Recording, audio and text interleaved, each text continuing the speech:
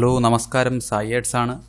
ഇന്ന് നമ്മൾ പഠിക്കാൻ പോകുന്നത് ഒരു ഫ്ലവർ ബ്ലൂമിംഗ് സർക്കിൾ അനിമേഷനാണ്. ഒരു ചെറിയൊരു ബേസിക് അനിമേഷനാണ് ഞാനിന്ന് കവർ ചെയ്യാൻ പോകുന്നത്. അപ്പോൾ അതെങ്ങനെയാണ് ചെയ്യുന്നത് നമുക്ക് നോക്കാം. കാര്യത്തിലേക്ക് കിടക്കാം. അപ്പം ന്യൂ കോമ്പോസിഷൻ എടുക്കുക. അവിടെ ഒരു 10 സെക്കൻഡ് കൊടുക്കുന്നു. ജസ്റ്റ് ഓക്കെ കൊടുക്കുക. കൊടുത്തതിന് ശേഷം ഞാനിവിടെ ലെയറിൽ പോയിട്ട് ഞാനിവിടെ ടൂൾസിൽ പോയതിന് ശേഷം നമ്മുടെ എലിപ്സ് ടൂൾ എടുക്കുക. ജസ്റ്റ് ഡബിൾ ക്ലിക്ക് ചെയ്യുക. അപ്പോൾ എനിക്ക് കറക്റ്റ് സ്ക്രീനിൽ ഒരു ഓവൽ ഷേപ്പിലായിട്ട് നമുക്ക് ഷേപ്പ് ലെയർ വന്നിട്ടുണ്ട്. അതിനുശേഷം നമ്മുടെ ഷേപ്പ് ലെയറിനകത്ത് പോയിട്ട് ജസ്റ്റ് കണ്ടോ ഈ ആരോ ക്ലിക്ക് ചെയ്യുക. കണ്ടൻറ്റ് അതിൽ എലിപ്സിനകത്ത് എലിപ്സ് പാത്ത് എടുക്കുക. നമുക്കിവിടെ ഇതാണ്ട് ഒരു കൺസ്ട്രെയിൻ പ്രോപ്പർട്ടീസ് ഉണ്ട്. അതെന്ത് ചെയ്യുക, അൺലോക്ക് ചെയ്യുക. കണ്ടോ, ജസ്റ്റ് അൺലോക്ക് ചെയ്യുമ്പോഴത്തേക്ക് നമുക്കിത് സെപ്പറേറ്റ് വാല്യൂ കൊടുക്കാൻ പറ്റും. ഞാനൊരു 360 വാല്യൂ കൊടുത്തു. അപ്പം ഈ കറക്റ്റ് ഒരു സർക്കിൾ നമുക്ക് കിട്ടിയിട്ടുണ്ട്. ഓക്കെ, അതിനുശേഷം ഇത് ഹൈഡ് ചെയ്യുക. ഹൈഡ് ചെയ്തതിന് ശേഷം ഞാൻ ഈ ഷേപ്പ് ലെയർ സെലക്ട് ചെയ്യുമ്പോഴത്തേക്ക് ഇതിൻ്റെ ഒരു സെൻറ്റർ പിവോട്ട് ഉണ്ടോ, ഒരു പോയിൻ്റ്. ഈ പോയിൻ്റ് സെൻറ്റർ പിവോട്ട് പോയിൻ്റ് ഒരു ലെഫ്റ്റ് സൈഡിലോ റൈറ്റ് സൈഡിലോ ടോപ്പിലോ ബോട്ടോ നിങ്ങൾക്ക് എങ്ങനെയാണോ അനിമേഷൻ ഉദ്ദേശിക്കുന്നത് ആ രീതിയിലേക്ക് നിങ്ങൾക്ക് ചേഞ്ച് ചെയ്യാം. അതിനുവേണ്ടി പാൻ ബിഹൈൻഡ് ടൂൾ എടുക്കുക. എടുത്തതിന് ശേഷം ജസ്റ്റ് ഒന്ന് സ്നാപ്പ് ചെയ്യുക. ഇവിടെ ഡയറക്റ്റ് സ്നാപ്പ് ആവാൻ കാരണം എന്ന് പറഞ്ഞാൽ നമ്മൾ സ്നാപ്പിംഗ് ടിക്ക് ചെയ്തിട്ടേക്കുന്നതുകൊണ്ടാണ് ഡയറക്റ്റ് എന്ത് ചെയ്താൽ സ്നാപ്പ് ആയത്. ഇല്ലെങ്കിൽ സ്നാപ്പ് ഓഫ് ആക്കിയിട്ടേക്കുന്നു എങ്കിൽ നമുക്ക് ജസ്റ്റ് മൂവ് ചെയ്താൽ മതി. കണ്ടോ, നമുക്ക് എവിടെയാണോ കൊണ്ടുവയ്ക്കുന്നത് അവിടെ എല്ലാം കൊണ്ടുവയ്ക്കാൻ പറ്റും. കൺട്രോൾ പ്രസ് ചെയ്ത് കഴിഞ്ഞാൽ സ്നാപ്പ് ആവും. അങ്ങനെ നമുക്ക് എന്ത് ചെയ്യാം, സ്നാപ്പ് ചെയ്ത് വയ്ക്കാൻ പറ്റും.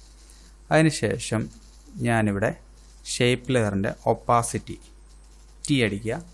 ഒരു 60% കൊടുത്തതിന് ശേഷം ജസ്റ്റ് റൊട്ടേഷൻ എടുക്കുക. എനിക്ക് അനിമേഷൻ ആവേണ്ടത് ഇങ്ങനെയാണ്. കണ്ടോ, ഓക്കെ. 0 ഹൈഡ് കോപ്പി എടുക്കുക. കൺട്രോൾ ഡി എഡിറ്റിൽ പോയിട്ട് duplicate. Control D short cut. കണ്ടോ, ഡ്യൂപ്ലിക്കേറ്റ് എടുക്കുക. റൊട്ടേഷൻ ഷോർട്ട് കട്ട് 6 റൊട്ടേഷൻ എടുക്കുക. ഒരു 60. ഓക്കെ, വീണ്ടും എഡിറ്റിൽ പോയതിന് ശേഷം ഡ്യൂപ്ലിക്കേറ്റ് റൊട്ടേഷൻ എടുക്കുക 120. ഓക്കെ, വീണ്ടും കൺട്രോൾ ഡി റൊട്ടേഷൻ 6 പ്രസ് ചെയ്യുക 180. വീണ്ടും കൺട്രോൾ ഡി റൊട്ടേഷൻ 240. വീണ്ടും കൺട്രോൾ ഡി റൊട്ടേഷൻ 300.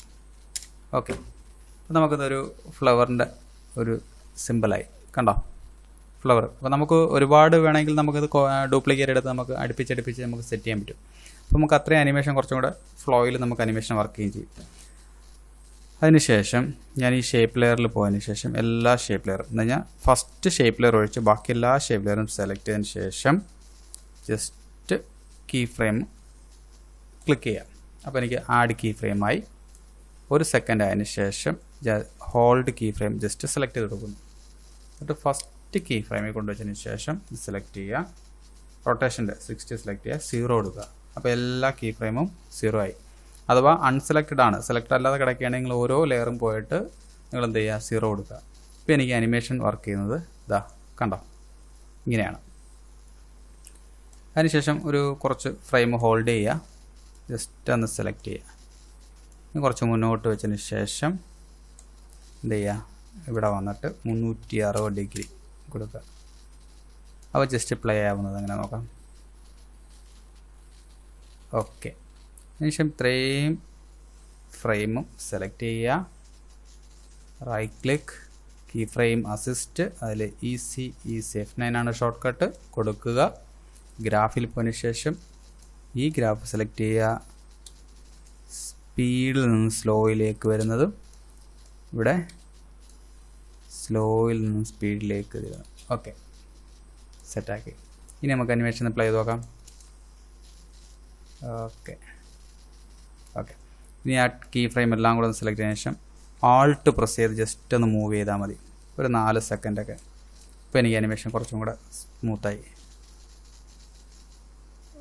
ഓക്കെ, കണ്ടോ. അപ്പോൾ ഒരു ഫ്ലവർ ബ്ലൂമിങ് അനിമേഷൻ എങ്ങനെയാണ് ചെയ്യുന്നതെന്നും പഠിച്ചു കഴിഞ്ഞു അല്ലേ. വളരെ സിമ്പിൾ മെത്തേഡാണിത്. ഈ ചില അനിമേഷനൊക്കെ ചെയ്യുമ്പോൾ ഈ ഒരു മെത്തേഡ് നമുക്ക് അതിൽ ഉപയോഗിക്കാവുന്നതാണ്. അപ്പം ഈ ട്യൂട്ടോറിയൽ മനസ്സിലായെങ്കിൽ എന്നെ സപ്പോർട്ട് ചെയ്യുക. എല്ലാവരും സപ്പോർട്ട് ചെയ്യുക, സബ്സ്ക്രൈബ് ചെയ്യുക. താഴെ കമൻറ്റ് ബോക്സിൽ നിങ്ങളുടെ വിലയേറിയ അഭിപ്രായങ്ങൾ രേഖപ്പെടുത്തുക. ഇനിയും ഇതേപോലെ ചെറിയ ചെറിയ ടിപ്സുമായിട്ട് ഞാൻ വരുന്നതായിരിക്കും. Okay, by.